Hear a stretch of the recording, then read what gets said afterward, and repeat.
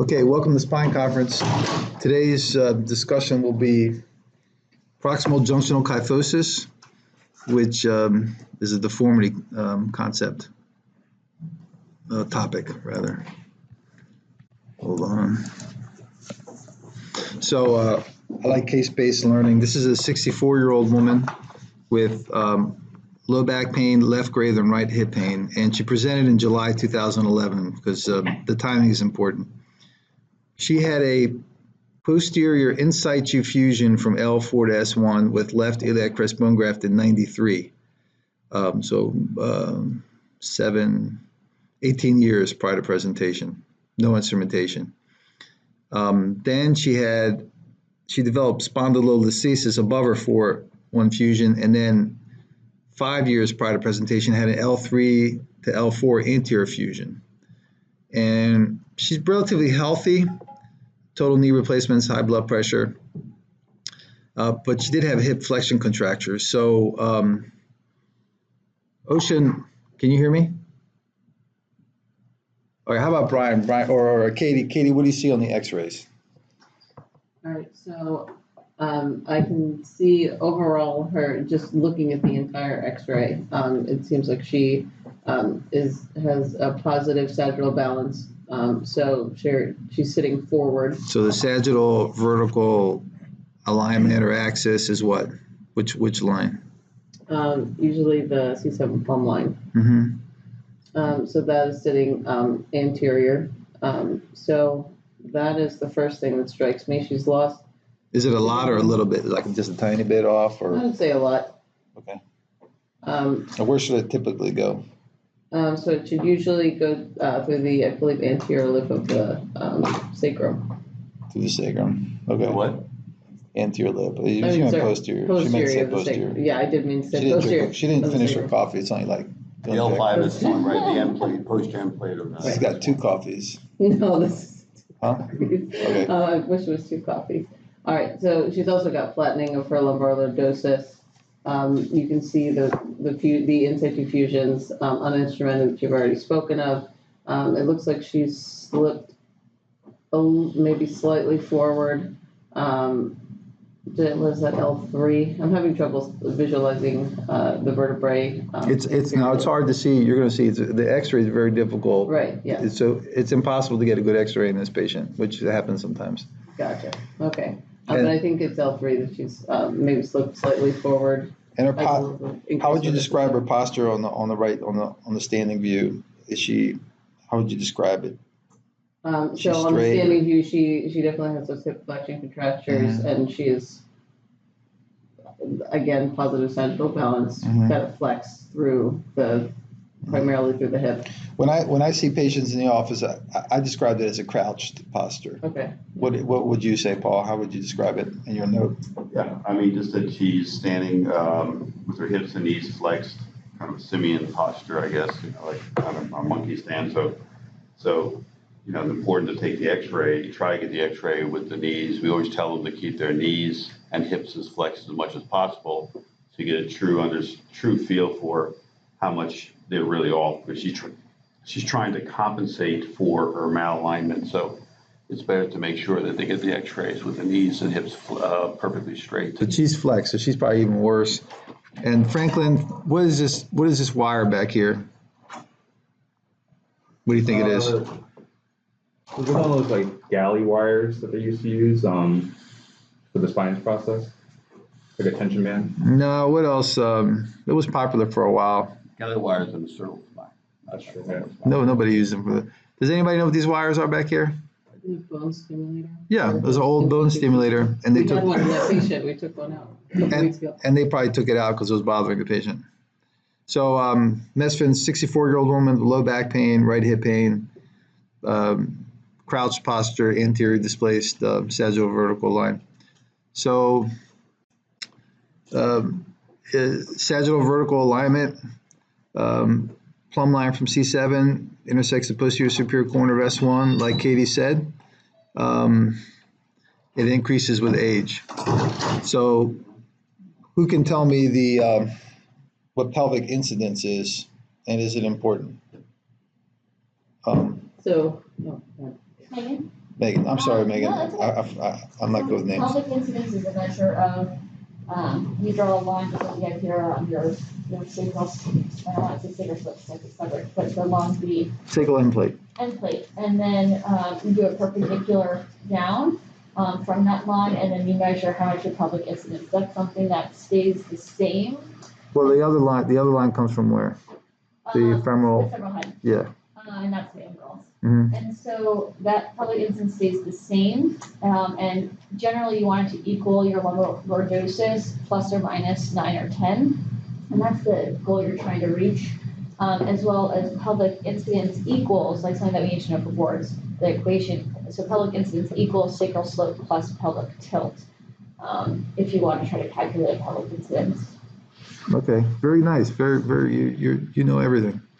So Does that change in patients, the pelvic incidence? Pelvic incidence is supposed to be the same, but I thought there was one instance where it can change, but I can't remember what that instance. Yeah, That I mean, for all intents and purposes, stays the same. it is consistent, right? That's a unchanging parameter on patients, the pelvic incidence. like bones usually don't change too much, maybe a little bit, like femurs go into varus a little bit, but The only way you'd have a change is if a person has real mobility of the SI joints, and there was a study done that you can see that there is some change based on that. But for all intents and purposes, for this talk, pelvic incidence is a fixed measurement. So pelvic incidence came from France. This is the original article in '98 describing it. And on the bottom left, you can see the average mean incidence was 53 degrees. And it was then studied more. This is 2002, and you can see on the left, it's a normal distribution of incidence. So the average is around, you can see there, it looks like it's like 52. And the range is from 30 to 80. So it's a pretty big range.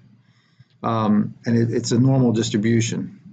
And on the middle is the geometry, which Megan told us, pelvic incidence equals sacral slope, and the pelvic tilt. It's just all those angles add up together. So pelvic incidence also has been, this is just another Bell distribution of pelvic incidence of patients with hip arthritis and patients with no hip arthritis from Iran, from 1,000 people CAT scan, and they're about the same, so it doesn't really affect hip arthritis. But I just show this, it's a big range. And like Megan already told us everything we need to know. So on the left is somebody with a low pelvic incidence, and they don't need much lumbar lordosis to be straight, while someone with a high pelvic incidence on the right, they need a lot of lumbar lordosis to maintain a horizontal gaze. And when you see this, it makes sense. And in the middle is at the average. Okay, we talked about that. So I find it interesting, like humans are different, right? Some people are tall, some people are short, and there's a lot of different shapes. Who knows who these people were? Mannerism, do you know who they are?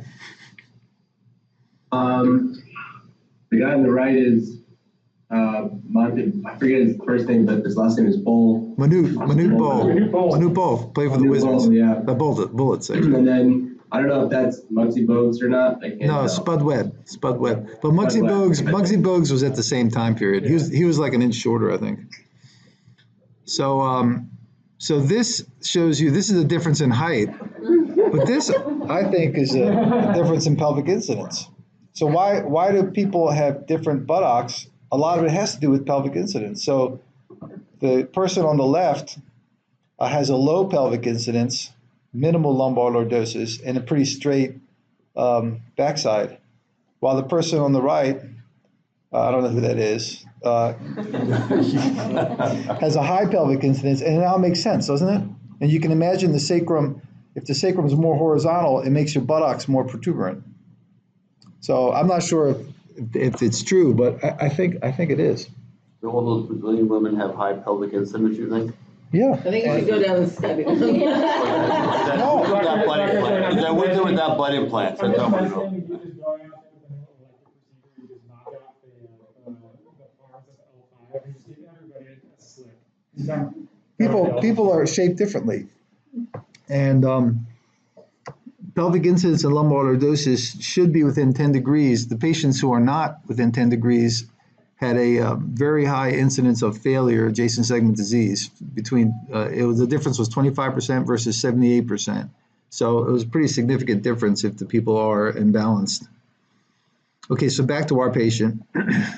So here's a picture of her standing, and you can see on the side view the gown covers her. So I asked her to pull her gown, her skirt up, and you can see she's flexed. She's got a flexed crouch posture, and this for her, this was her chief complaint really. I mean, she had pain and hip pain, but her posture was the biggest problem for her, and it was very exhausting. I mean, you can imagine walking like that, how exhausting it would be. So here's a CAT scan. One quick comment. So let's say this person lands in your office and you're going to send them down for 3-foot scoliosis views. What are the instructions you need to give to the radiology tech? Make sure you have films adequate for your decision making. Knees straight. Knees straight is really important because as you can see, she's compensating, right? You're gonna flex your knees, retrovert your pelvis in order to get your head balanced a bit better over your pelvis. So you've got to write the instructions, knees straight. Sometimes you need to go down. There's an initial tutorial, especially if it's a center that's not accustomed to performing these types of radiographs. And then what's the other one? You've got to see what anatomic structure. Femoral heads. Okay, so you've got to make sure you include the femoral heads, which is not always the case, and the knees are straight. I tell them I want to see the head and the femoral head, the patient's head and the femoral head. I want the whole thing. So hopefully everyone's in a place where you have the same people doing the x-rays, so it's standard. So, okay, who wants? Brian, what do you think of the CAT scan? Tell me what you see. So you can see the evidence of prior anterior fusion. We're not at a sagittal level where you can appreciate the posterior lateral fusion. At L5S1, you can still see a little vacuum cleft, and then anterior listhesis of L4 on L5. And I'm not seeing a continuous bridge from L3 to L4 in terms of bony fusion. You can sort of see some bone forming out laterally on either side, but there still does seem to be some radiolucency. There's that inner body's in place, and then there's a vacuum cleft about listhesis above it. Brian, look at that, the L3-4 lateral. You show me, do you see any discontinuity between the L3 and the L4 vertebral body? Do you see a space? Do you see any lucency where the disc used to be? Yeah. You do? Why don't you point that out to us? Well, I'm not so sure. I mean, it's a relative lucency, but it's healed. This is an inner body that has a complete bony fusion through it because you don't see. I mean, look at the middle of that vertebral body. The inner body is completely incorporated. It's a completely solid L3-4 interspace. He doesn't have experience in these matters, but usually when it's a non-union, you see a clear black line that goes across. You'll see a cleft. You'll see the disc, a residual disc space. You see no residual disc space there. So this is just the bone's not the same density, but it's fused. Right. So I used to battle back and forth with previous partners. Can you have vacuum sign phenomena with a fusion? No. Oh no. Okay.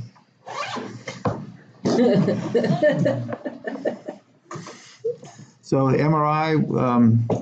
Make sure as you get on the right, look at you can see all the bone going completely through the cage. Yeah. Doesn't help too much. You can see how homogeneous L3, L4 is, so it's pretty clear. It's the sagittal cuts is fused, and this I thought was just interesting to compare the MRI with the CAT scan next to each other, and you can see there's a solid fusion.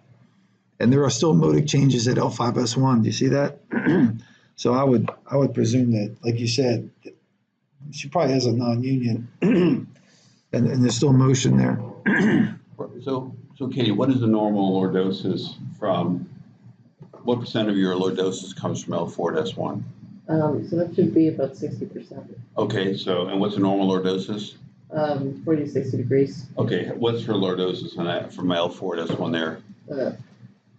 Look, can I see? Oh, okay. It looks like flat. It's basically Zero. Yeah, pretty much zero. Flat, yeah. Okay, so It's fascinating to see the modic changes. If you look at L5S1 or the T2A sequence, bright signal on either side of the end plate, that's very common. To see that bright signal throughout the entirety of the L3 and L4 vertebral bodies is very unusual, but all I can think of is that those were modic changes that got through the whole vertebral body before the fusion, before that motion at that level ended. Okay, so this is my problem listening to this patient. 64-year-old flat back, bilateral hip flexion contractures 20 degrees, sacral inclination is 21 degrees, lordosis is 17 degrees, thoracic kyphosis is minimal, 13 degrees, she's compensating. You have a big fusion mass at 4-5 that's fused in spondylolisthesis. There's a fusion mass at 3-4 with spondylolisthesis, and your sagittal vertebral angle is way anterior. So, what would Franklin? So this is what surgery would you perform, and why?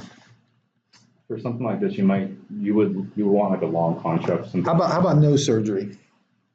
Yeah, if she's not having bad enough symptoms. It's not fixable. I mean, she has a lot of symptoms. She wants surgery. That's why she came to you. So it's definitely a surgical. She's a surgical candidate. I mean, it just depends on how bad her symptoms are and whether or not she wants to proceed with like a very big surgery, like a long construct, like a T-tendon pelvis or something like that. Okay.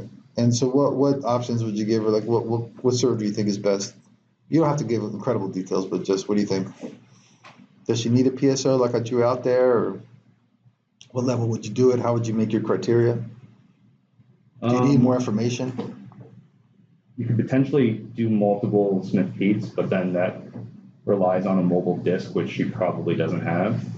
You could do the PSO there. What do you think, Dr. Lemma? He's the smartest guy in the room. What do you think, Dr. Lemma? Do you need more information? What? So, a couple of follow-up questions for Franklin.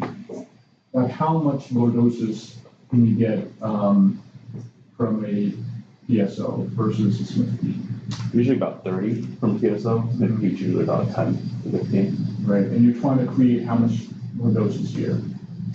You're trying to match her pelvic, 28, about 11 degrees to get her closer to her pelvic incidence.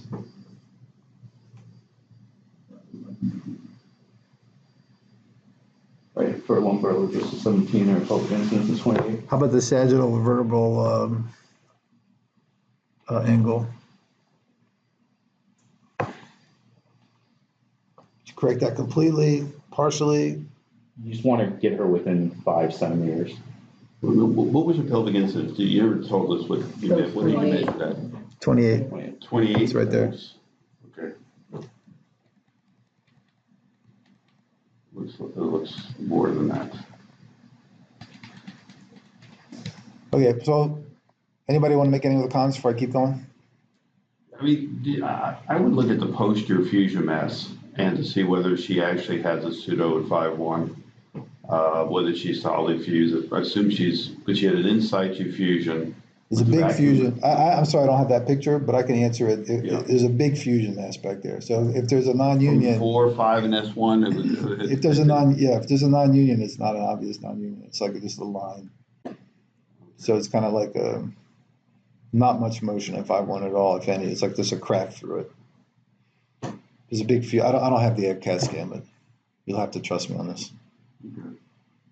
Well, let me keep going.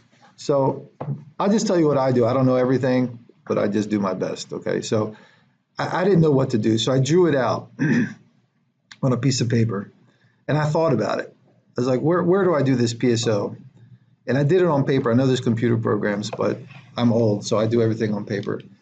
So I put it through the photocopy machine, and I thought about it. What would this look like if I had an L4 PSO? Which probably will not reduce the spondylolisthesis, which is present at 3-4. The other problem with going through 3-4, what do you think, Franklin, would make it difficult? In this case, she had an L3, L4 A-lift with a big femoral cortical allograft. Yeah, you'd have to... Cutting through that, right? Yeah, so it may be hard. And then So I so then I was like, maybe not. So then I look at 4-5. If I took away the pedicle of 5, what's the benefits and plus pros and cons for removing the 5 pedicle? Just quickly, and maybe anybody. 5 versus 4, easier, harder.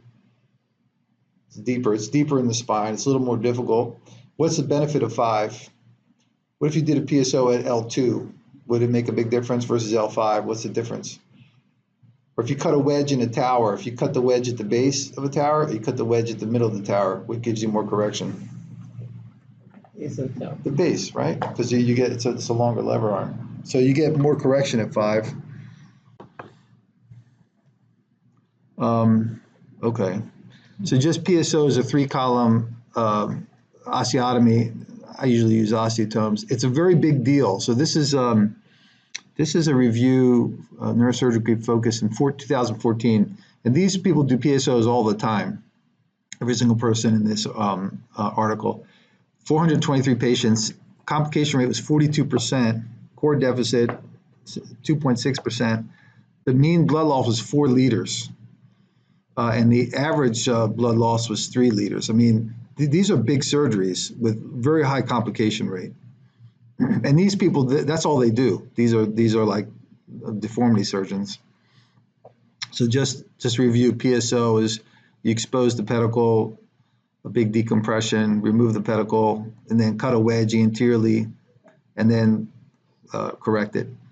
And the different types of PSOs. Does anybody have a preferred type of PSO, or through the pedicle, through the disc space, take the whole body?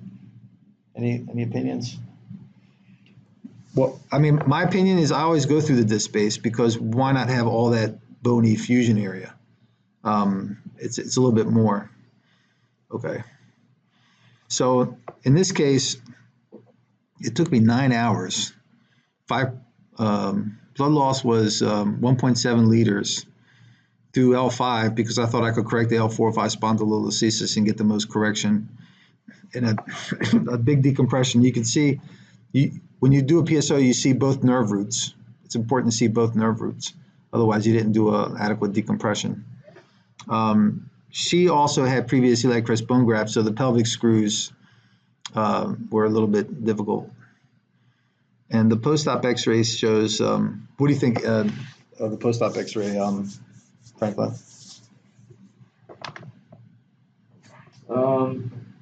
Looks like you recreated a little bit of the lumbar lordosis, but maybe not all the way. Mm-hmm. It's still a little flat. Mm-hmm. So here's 2 weeks post-op, and just the post-op CT. I wanted to make sure the iliacs are in a good position. How about the what do you see on the CAT scan? Describe, like, did it work? Like, show everybody what you see on the CAT scan at the PSO. Okay, I'll just so you can see the end plate of L4, and you see the pedicle 5's gone, and anteriorly it's the bones are touching, and there still looks like there may be some black line here, so maybe it's not closed perfectly. So I know when I do PSOs, I'm always struggling. I want to get that as flat as possible. And intra-op, I have found that it's very unsettling how big of the gap is, because it's very difficult to get it perfect. Does anybody have any tricks how to get it perfect? That one step. So you're doing the PSO, and you're trying to reduce it, and there's still a gap, and you're wondering, did you reduce it enough? You get X-rays. It's hard to tell. Does anybody have any words of wisdom or thoughts? We're just trying to use the axis jacks and then extending them on the table, and trying to let their body help, use the weight of their body and their gut to So start flexed and then extend. Right, you keep it extend to 10, 15, 20 degrees, and that'll help close your PSO, I think. I'll tell you an interesting anecdote. I did a big deformity at the university once, and I did that, and it because the patient had been crouched for years, I stretched his femoral nerves, and he got a bilateral femoral nerve palsy. Big problem. Can't walk. So I explored him. I thought maybe he had the hematoma. It was clean. It was just a palsy. It resolved after 3 months. But it's very worrisome. So it's just something you have to, when you get burnt by something, it's like a a cat that sits on a hot stove never sits on the stove again, whether it's on or off. So for a long time, I was a cat with a hot stove with that. The other strategies, and especially if you're doing the osteotomy through the pedicle and to the disc base as opposed to just a pure bony osteotomy, you can place 2 small arms cages anteriorly and use that as a lever that'll allow you to close the back down much easier. And get even more lordosis. Yeah. Okay, so just a couple things. The arrow shows the super big pedicle, the super big frame that you created, because now there's no pedicle, so you can see both roots. So here's post-op, 6 weeks, and she felt great. I mean, it was a complete home run, and I thought I was the best surgeon in the world. I was so proud of myself. I really was. How did she get rid of her hip flexion contracture? Is that a prerequisite to the inferior good possibility for this? Yeah, I did want to. Okay. The problem with asking questions is it gets flipped back to you. So what would you do? I would think that you would need them to make sure that they have good flexion. How would you do it? How would you do it? Or, How about there's no PT? It's just you and the patient. I mean, you would be laying on their back and try to do. What do you do with kids? Flexion contractures. How do you get rid of them in kids? Well, when I was a resident, you lay them on their belly. Have mom push on the butt. So lay them prone. Have mom push on the butt and stretch out the. Think about it. Yeah. So I tell patients just do that. I was like, you can go to PT if you want, or you can try it yourself. And that's what I had her do. Lay on her. She's a very smart woman. She knew exactly what I was talking about, and she got a lot of it back. If they are not compliant with doing that, will you postpone the surgery until they are? Because I think that if they didn't have flexion, if they still had a flexion contracture, it wouldn't help at all then. Even if you did the surgery. I mean, I'm a surgeon. I never postpone surgeries, but maybe. Huh? Pre-op does that for you. No, we worked on it together. We talked about it, but there's only so much you can get pre-op. Would you consider releasing the iliopsoas? No. No. Mm-mm. But that would be interesting. Did people get it back? How much of that was like an actual like rigid contracture versus her just compensating for a flat back? Good point. Probably a lot of it, because she was doing that to see forwards. Everybody wants to look forwards, horizontal to the. Okay, so this is more of a tragedy than a comedy, guys. So she comes back 6 years later. She says her back hurts a little bit, and Megan knows everything. Megan, what do you see now?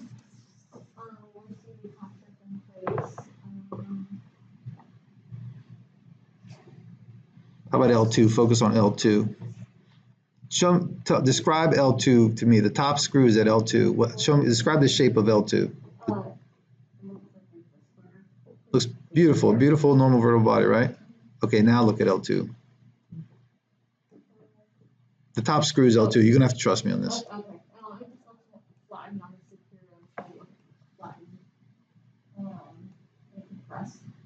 Mm-hmm. The space between 2 and 3 looks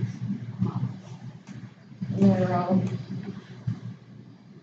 Okay, so superior end plate fracture, right? Collapse and some kyphosis there. Would you do surgery on her, or yes or no? She had mild back pain. Is it interfering with her looking like cookies? Not too bad. Okay, just observe it. So the problem with people is as they get old, they become kyphotic. And how many people do you know walk like this? I mean, very few. So this is last night. I had to go to the grocery store, and I saw this guy, and I just took a picture of him because I was thinking about kyphosis and sagittal-vertebral angle. This was at the Giant. And he's way pitched forward, head's pitched forward. He's very kyphotic, but he's kind of a normal guy, walking around, taking care of business. So most people do not look like this as they get older. Okay, now she comes back 7 years post-op. What do you think now, Megan?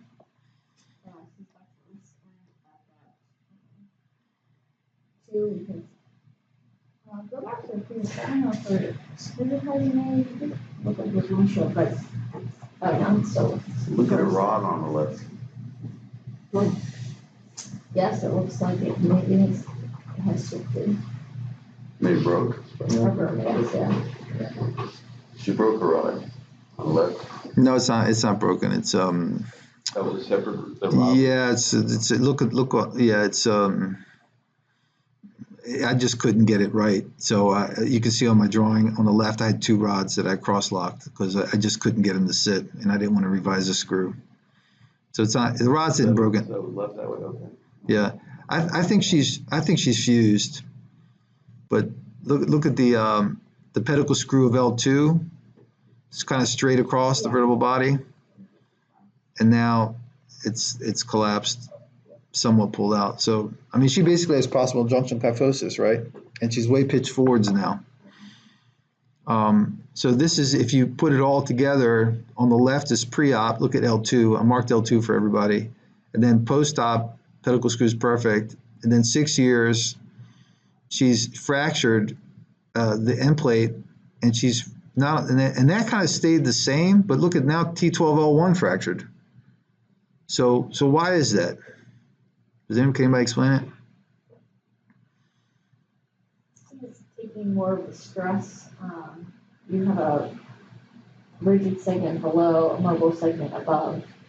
Where are the mobile segments? Between T12 and L1 and L1, L2. So she's only got 2 spaces that are working. Okay. So I can't remember. This case was a while ago. It's probably weak. I think I worked on that too. So proximal junctional kyphosis, what's the definition of proximal junctional kyphosis, Katie?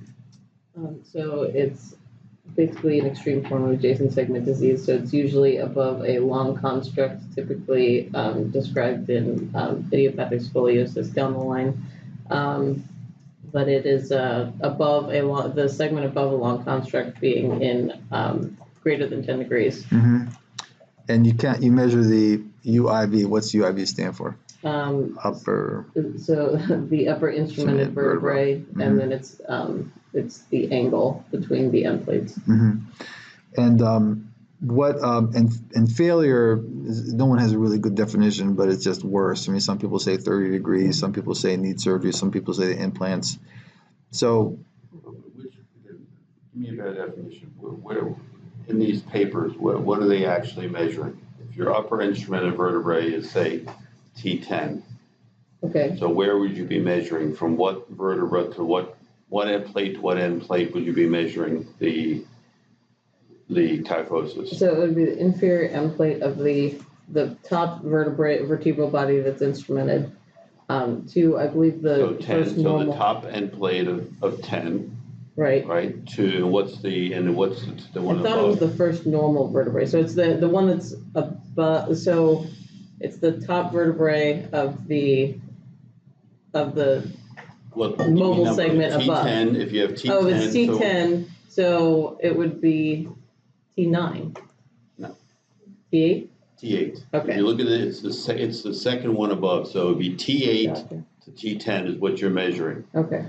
And if there's more than 10 degrees, or 10 degrees more than what was pre-op, that's considered, okay? But that's what your vertebrae, you're measuring the second one above to, okay? It's top of the top to the bottom of the bottom.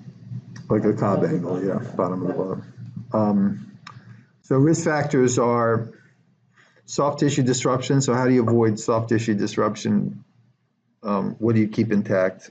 Who can, Megan, what do you keep intact so that doesn't happen during the case? The attendant will say, be careful, do not disrupt blank and blank.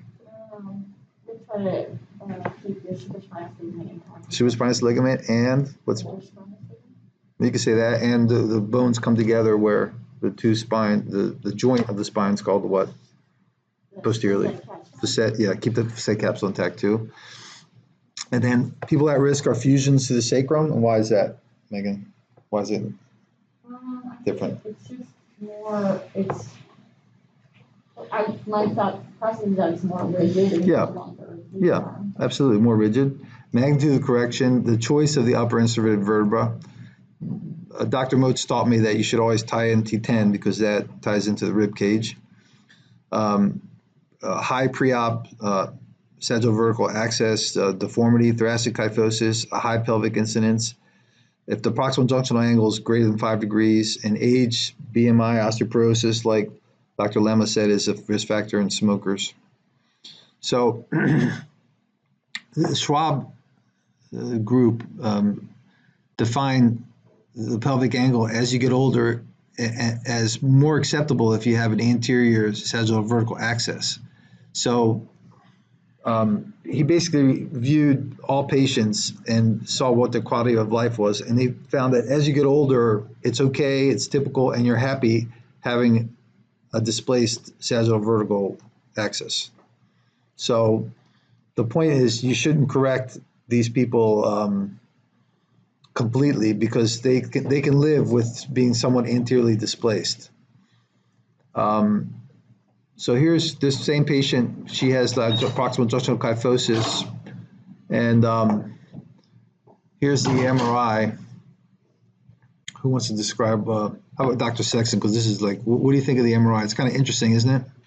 Yeah, it's very interesting. So we'll start with the right image, which is one, and we talked about the signal changes in the lower verbal values that were operated on long ago, and we see the motor changes, which are fat replaced marrow, which is type 2 motor in the 3 and 4 vertebral bodies. Going to the 2 vertebral body, we see that here end plate compression that we've been talking about, and it's developed some fat signal changes in it. Then going up to 12.1, we see that the vertebral end plates are now depressed, fractured. It's in mild kyphosis. There's one for this is forward on 1, and therefore 1 is back with respect to 12, narrowing the spinal canal mildly, mild conus compression. So trying to explain on the two lead sequence on our left, all the same things are shown. It's interesting that 12.1 disc has a bright T2 signal in it. Obviously, if you think back about the anatomy, in a much more normal circumstance, the disc is bright normally with a central cleft. This is neither a normal disc nor is that normal increased T2 signal in the disc. I have a theory. I think it's like a Charcot joint. There's a lot of fluid in there. That's why it looks like that. I mean, commonly radiologists say it's in a disc space infection, not a disc space infection. It's like excessive motion where there shouldn't be motion, like like developing into a Charcot type joint. Right. And so you raise a good question that we do face a lot, which is when you have this much deformity, and at least on one acquisition, you see what you have to call is very deformed and maybe partly destroyed end plates. You might use that term on the T1. Then you have to say, is this infection or not? And so, we talk a lot about manifestations of infection, but there is no edema in the vertebral bodies on the T2 sequence on either side. There's no soft tissue swelling around. So I agree, it's fluid signal and it's not infection. Okay. The other things I found interesting is the femoral cortex is slowly dissolving, slowly being incorporated into the vertebral body from the previous L304 fusion. And look at the PSO. All that's left of the PSO at L5, this is homogeneous back here.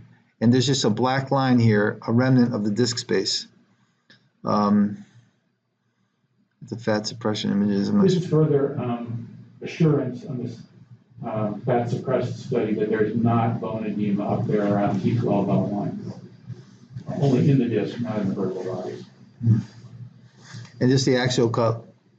What do you think, Dr. Sexton? Like you said, the stenosis here at T12L1? Yeah, that's 12 is a little bit back on 1, I think. So there's some mild. And just a thoracic view, I felt was kind of non-contributory. So Just a couple things. The cortical bone is being absorbed over time. I thought that was really interesting. And also the PSO, here's pre-op and post-op, and you can see where the where the PSO was. She's fused posteriorly. You see that? And remember, there was a big gap there post-op, but it healed in, fused. I thought that was interesting. PSO. Okay. So that's it for that case. Any questions or comments on that case? I did not recommend surgery. Just watch it. I just think for the residents, I think you need to think of, when you have spinal deformity, there's two ways to approach it, and you'll see whether you're on the West Coast or East Coast. You want to either lengthen the anterior column or shorten the posterior column. So a lot of people out west who are into XLIFs and anterior surgeries are doing a lot of their correction through lengthening of the anterior column. So in this case, they might have cut the fusion mass and gone anteriorly, did interbodies at 4.5 and 5.1 to really get your lordosis, and then close posteriorly. In the East Coast, like Lanky and those guys, Bridwell, they did a lot of all posterior surgery. Incubation was all posterior, mostly posterior surgery, but there's two ways of doing it. There's the lengthening anterior, shortening posterior in order to try to restore lordosis. Okay. Yeah, comments? I think for those cases where they fall into kyphosis like that, it looks like she corrected nicely when she got her MRI scan done. She came back. But it's important to jump on those early, because the more they're locked in there like that, it's going to be much more difficult to correct. So, you know, if I see a patient like that comes in my office, you know, I would try to do it early. So you would say I recommend surgery up to what, T10? Yeah, I mean, I would want films over a bolster to see really how much she corrects, and then any additional correction that you need to get her within those parameters you described previously. I would do Smith-Peets back there. But the longer she's like that, the harder it is she's not gonna correct them. You can see, so she's pretty kyphotic here, and on the MRI, like you said, she's not that kyphotic. So she corrects just sitting in the MRI scanner. This is one where I think some people try to do anterior XLIFs, do XLIFs, and may cut the ALL, get a real lordotic cage in, and then extend the posterior instrumentation. We're getting a correction through the anterior column. Oh, XLIF L2, L3? Yeah, L2, L3, even L1, L2. But certainly a lordotic, 30-degree lordotic cage you can get, you know, through cutting the ALL, and that's what they're doing. And then that's where your correction is. Then you're extending your instrumentation and stabilizing it with the screws up higher.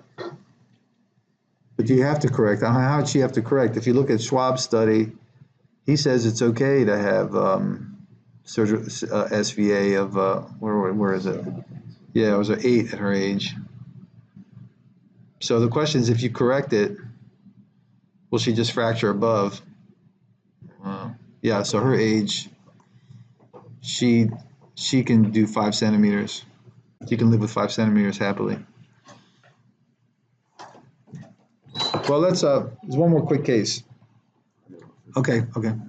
This case 2 is a 75-year-old with severe low back pain sciatica. She has severe stenosis at L2, L3 above her previous 3-4 fusion. So she was fused, surgeon fused her in situ spondylolisthesis, and she's had a previous L4S1 fusion as well.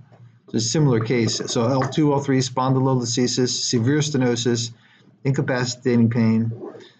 She has pelvic incidence of around 60 degrees. So I circulated this. Everyone agreed that the only thing it needs a PSO. In situ fusion won't work at 2-3. She'll just keep deteriorating. So this is pre-op. This is post-op. You can see everything's perfect.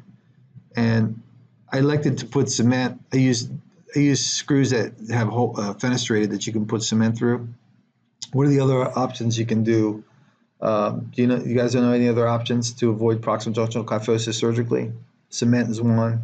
You can just sort of flexibility of your construct, the higher you go, sort of unilateral medical foods, easy to, and for this you would do an incentive fusion up to the right now, but something that would decrease your flexibility. We could do inside your fusion, yeah, some sorts of graduated stress. Yeah, people put like a transverse process hook higher. Some people do, there's like a rib hook now that some people do. There's also, some people do a tether, like polyethylene tether or merceline tape. There are many things that people do. So she was, here's post-op, looks perfect, perfectly aligned. She's walking around, feels great.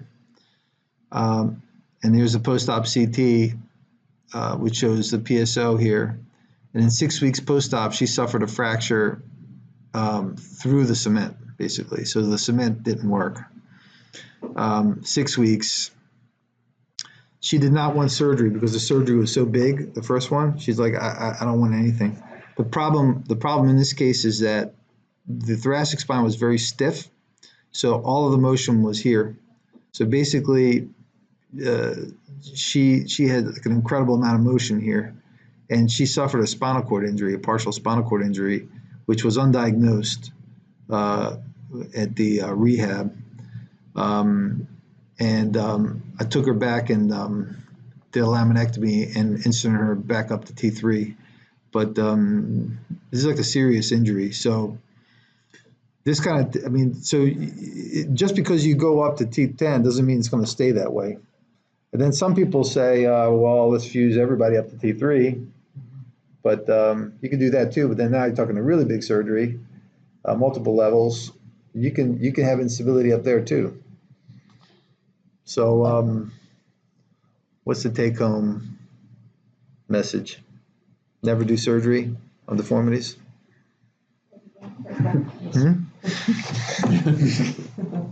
High risk, the high-risk cases. Do kids, for people like Spawny, where they do neuromuscular kids, they fuse and doing all sorts of stuff. Do you see PKJ in those patients, in the kids at all? That are doing these big spinal deformities? You do. That's what he follows when he sees them afterwards, longitudinally. He always uses focus at the top. Yeah, I know he was And he's all the way up to T3. Yeah, he's T2, T4. But different animal. But they develop deformities too, all the time. Yeah. So it kind of doesn't matter where you stop, you can still develop proximal junctional kyphosis. So what else? Any questions or comments? That's it. Proximal junctional. You say stopping short versus going. I don't know off the top of my head. Is there any data saying stopping short at T10 versus going all the way up? I know you don't want to stop at like T8 or T7, but is there any school of thought about stopping short versus going long? I don't know the answer.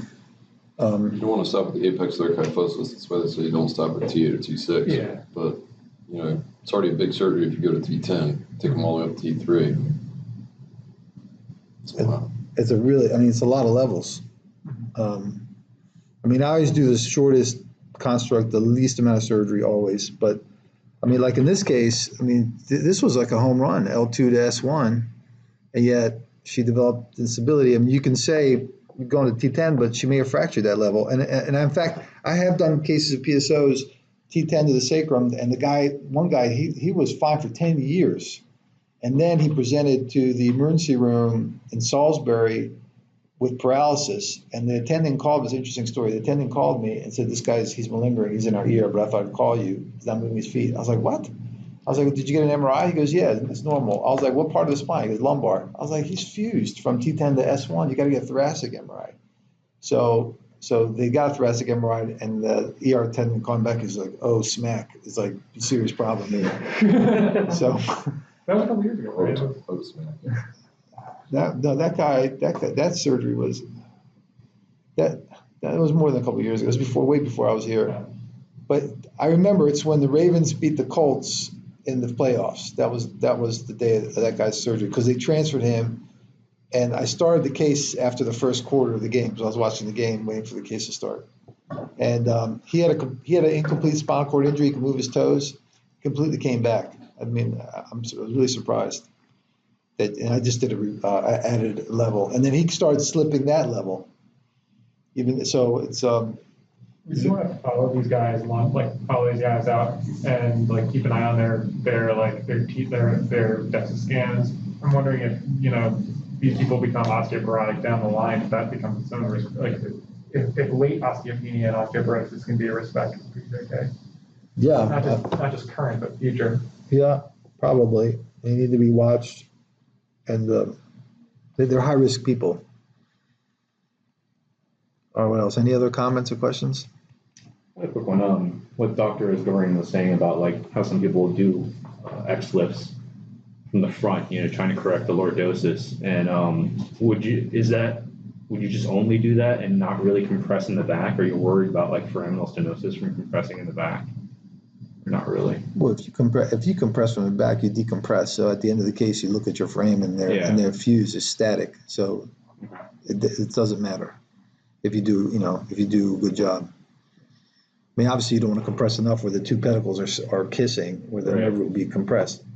You never do that much. But if you compress from the back, you can put a cage in the front, and then you can compress, and you get more correction. From what you remember, what Messman said. Yeah. Well, that's the risk you always run, if you're trying to compress from the back. But, you put in one of those huge 30-degree cages in there, usually you're still getting a big increase in foraminal height. That's enough for the nerve roots so that you can compress in the back if you need to. Mm-hmm. But you could still pinch the nerve roots, potentially. But at the end of the case, before you close any case, you check the roots, because you change the anatomy, and you'll know if it's tight, and you'll look at them. You can't not look at them. What else? Any other questions or comments? All right, guys, thanks for coming. Thank you.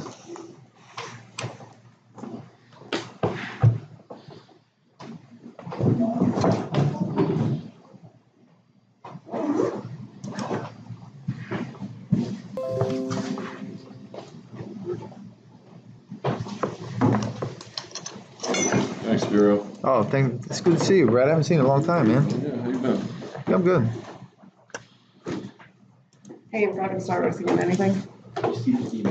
No, I'm good. You're good? All right.